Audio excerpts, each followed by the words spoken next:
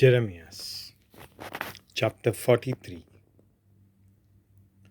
Jeremiasan sogllea lokak Sorvespora tanchea Deva-chim soglllim utram sangun sompoilim. Utram voir dileant utram tanka kollounk त्याच Sorvespora ताच्या Devan taka pattoil'lo.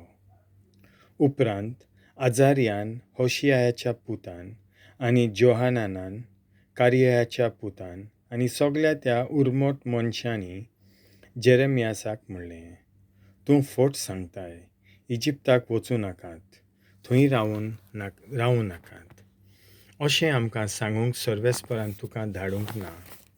काल्देका-ranchea हातांत आमी पडचीं म्हणून आनी अशें तांणी आमचो प्राण काडचो वो आमकां धरून परदेसांत बाबिलोनियेक वचचीं म्हणून बारूक नेरियाचो पूत ओत की तुका आमचेर चालयता.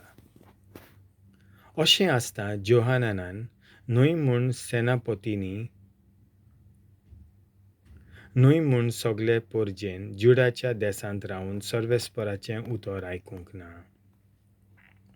परतेंच जाल्यार जोहानानान कार्याच्या पुतान आनी सगळ्या सेनापतींनी जुडाच्या आख्ख्या उरलेल्या जोम्याक ज्या राष्ट्रांनी तांकां धांवडायिल्लीं त्या सर्व राष्ट्रांतावन जुडाच्या देसांत रावूंक परतून आयिल्ल्यांक इजिप्ताक व्हेलीं.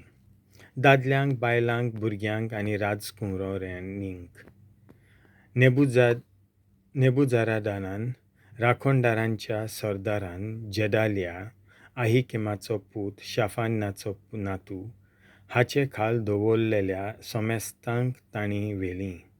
हांचे मोदें जेरेमियास प्रवादिकूय आनी बारूकाक नेरियाच्या पुताक.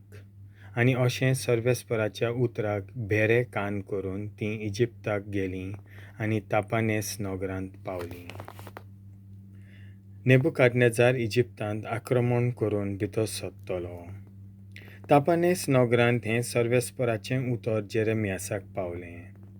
कांय लोबडां घे आनी जुडाच्या लोकांचे नदरे मुखार तापानेस नगरांत फारावाच्या राजनिवासा फुड्यांत आसलोले चिरेबंदीचेर दवरलेल्या चुन्यांत तीं पुरून दवर. मागीर तांकां अशें सांग, सर्वशक्तिवंत सर्वेस्पोर इस्रायलाचो देव अशें म्हणटा, पळयात, हांव बाबिलोनेच्या राजाक नेबुकादनेजार म्हज्या सेवकाक आपोवन हाडटलों आनी हांवें पुरून दवरल्यान त्या लोबदांचेर तो आपलें शिवासन दवरतलो आनी ताचेर आपलो माटो उबारतलो. तो येतलो आनी इजिप्ताक हारयतलो.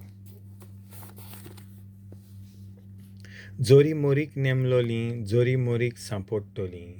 परदेसाच्या गुलामपणाक नेमलोलीं परदेसांत पावतलीं. झुजाक नेमलोलीं झुजांत मरतलीं. इजिप्ताच्या देवाच्या मंदिरांक तो उजो लायतलो. त्या देवांक लासून उडयतलो वो कैदी करून व्हरतलो. जसो एक गवळी आपणा भोंवती एक आवरण घालता, तो इजिप्ताक आपणा भोंवती रेवडटलो आनी उपरांत कोणेच ताचेर हात घालिनासतना तो आपलो भायर सरून वेतलो.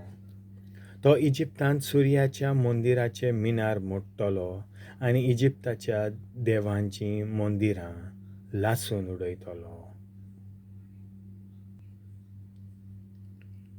देवाचें उतर हें.